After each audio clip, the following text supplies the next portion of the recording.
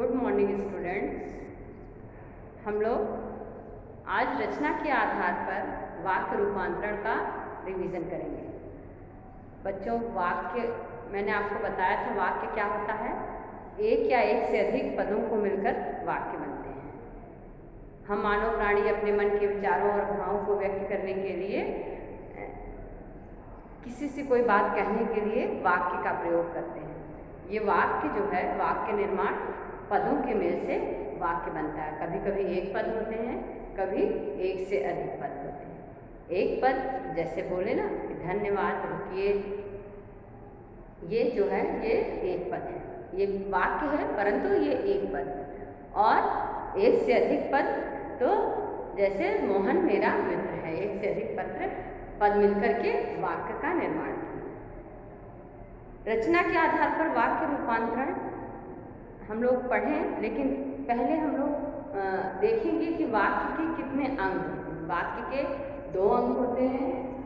वाक्य के 2 अंग हैं, कौन कौन से? उद्देश्य, और पहला उद्देश्य और दूसरा क्या है? विधेय। ठीक है, दूसरा विधेय। उद्देश्य क्या होता है?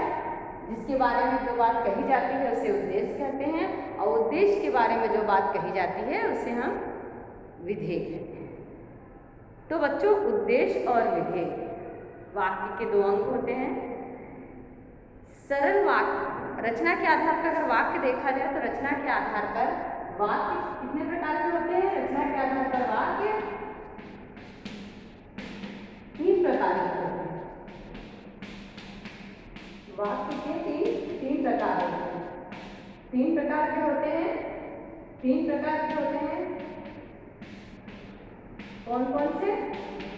रचना के आधार पर वाक्य 3 प्रकार के होते हैं। सरल वाक्य, संयुक्त वाक्य और मिश्र वाक्य।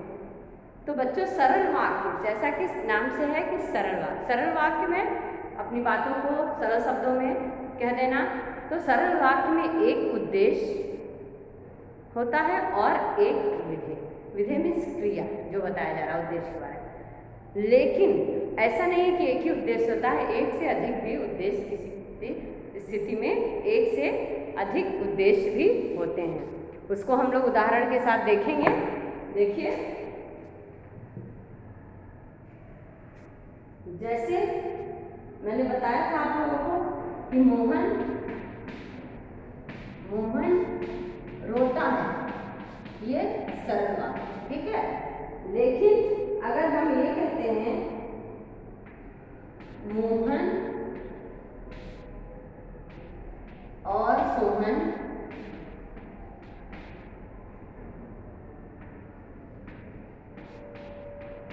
रोते हैं, ठीक है। तो यहाँ पर देखेंगे कि यहाँ मोहन रोता है एक उद्देश्य और एक विधेय है।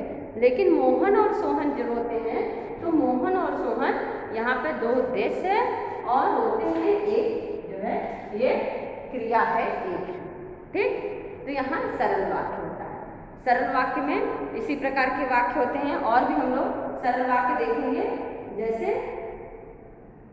राम पढ़कर सो गया, सरल वाक्य है।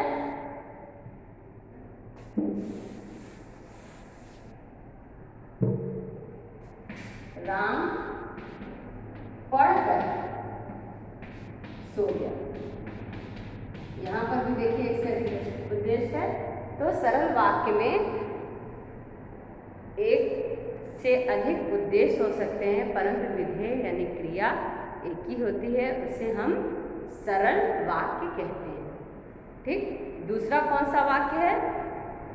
संयुक्त वाक्य। संयुक्त वाक्य किसे कहते हैं? जिसमें संयुक्त वाक्य की परिभाषा है जिसमें 2 स्वतंत्र सत्ता, ठीक है, जिसकी 2 स्वतंत्र सत्ता हो, स्वतंत्र वाक्य हो। पहला है सरल, दूसरा है संयुक्त। संयुक्त वाक्य क्या है? 2 सरल वाक्यों को, 2 स्वतंत्र वाक्यों को योजक समुच्चय बोधक शब्दों द्वारा जोड़ा जाता है, उसे हम संयुक्त वाक्य कहते हैं। 2 स्वतंत्र वाक्य को किससे? योजक चिन्ह समुच्चय बोधक शब्द यानी किंतु, परंतु, लेकिन, ठीक है, तथा, एवं, और, अतएव, ये सारे जो शब्द हैं समुच्चय बोधक शब्द हैं, इनसे हम लोग इन्हीं से हम लोग वाक्यों को जोड़ते हैं।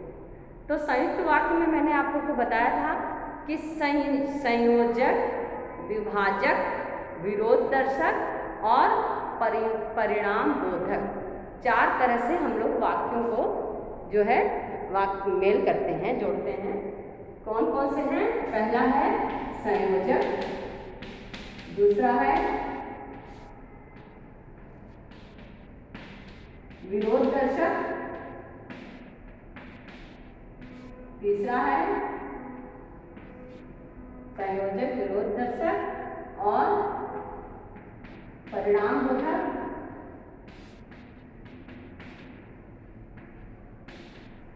और क्या है? विभाजक। चौथा है विभाजक, ठीक है। जिसमें से हम वाक्यों को देख के ही हम इसको पहचान जाएंगे। उसके अंदर जो समुच्चय बोधक शब्द रहेगा, उसको जब वाक्य जोड़ेंगे तो वाक्यों को पढ़ने के बाद समझ में आ जाएगा कि वाक्य किन चिन्हों से, समुच्चय बोधक चिन्हों से जोड़ा गया है। तो पहला देखिए संयोजक का, और, एवं, व, तथा, ठीक है, इन शब्दों को हम जोड़कर बनाते हैं।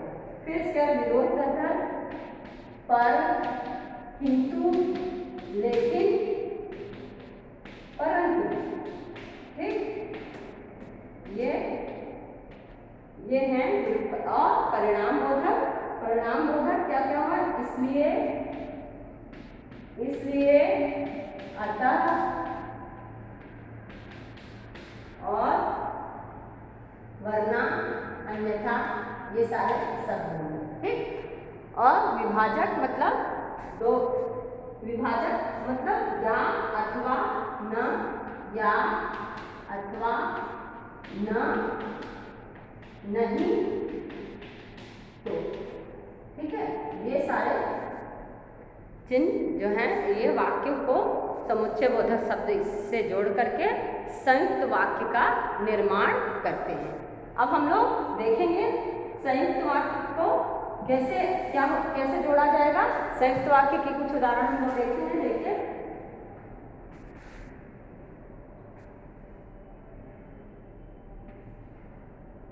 उसने ततारा को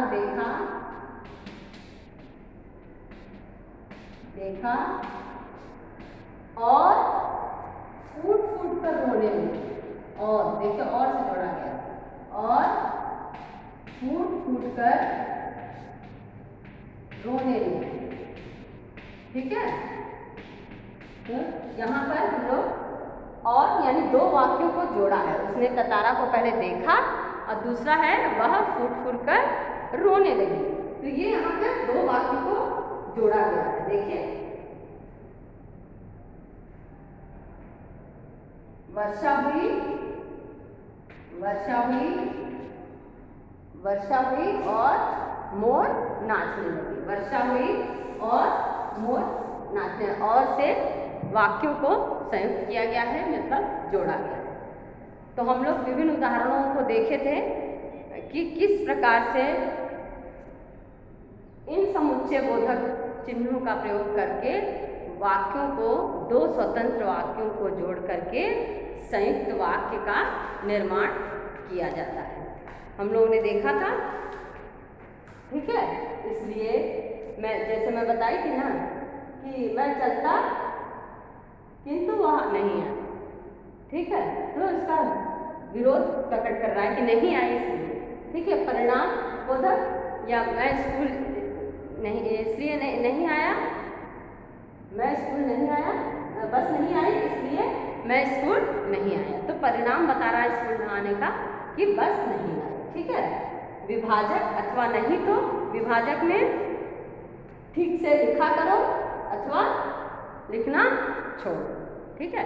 ठीक से लिखा करो अथवा लिखना छोड़ दो। तो इस प्रकार से हम लोग वाक्य समुच्चय बोधक शब्दों का प्रयोग करते हुए वाक्य का निर्माण करेंगे।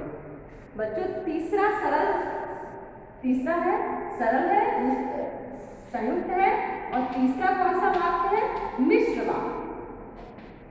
मिश्र वाक्य, ठीक है। मिश्र वाक्य की परिभाषा क्या है? इसमें एक वाक्य क्या होता है? स्वतंत्र होता है, और दूसरा वाक्य क्या होता है? उस पर आधारित होता है, ठीक है। स्वतंत्र वाक्य और दूसरा वाक्य उस पर आधारित होता है। उसे मिश्र वाक्य में एक प्रधान उपवाक्य के साथ मिश्र वाक्य एक प्रधान उपवाक्य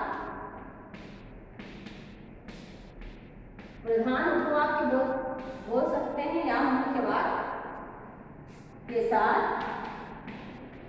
एक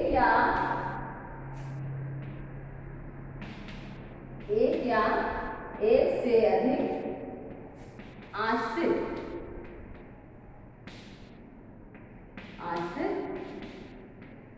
उपवाक्य, ठीक है। एक या एक से अधिक आश्रित उपवाक्य, उसे हम संयुक्त वाक्य कहते हैं।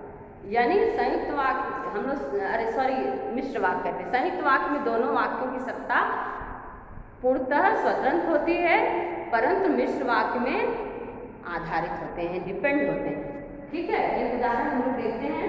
संयुक्त वाक्य का एक उदाहरण देखिए। मिश्र वाक्य का देखिए, इसका चिन्ह है जो, जैसे, जिसका, जिसे, ठीक है। तो हम यहाँ पे देखेंगे जो छात्र परिश्रमी है,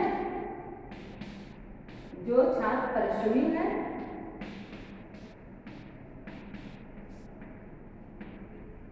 जो छात्र परिश्रमी है वह अवश्य सफल होगा, ठीक है। जो छात्र परिश्रमी है वह अवश्य सफल होगा। ज्यों ही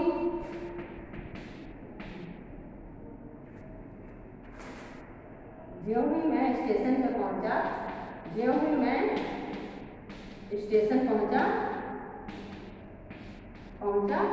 त्यों ही गाड़ी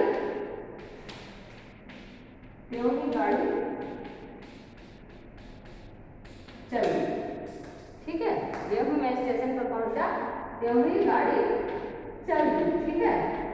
तो यहाँ पर देखिए स्वतंत्र वाक्य है, उपवाक्य जो छात्र परिश्रमी है वह अवश्य सफल होगा। तो ये डिपेंड है इसमें, और ये जो छात्र परिश्रमी है ये मुख्य वाक्य है, और ये स्वतंत्र वाक्य है। फिर ज्यों ही मैं स्टेशन पहुंचा, ये स्वतंत्र है, और गाड़ी चलती ये डिपेंड वाक्य है। तो बच्चों हम लोग यहाँ पर ये मिश्र वाक्य के उदाहरण को देखे हैं।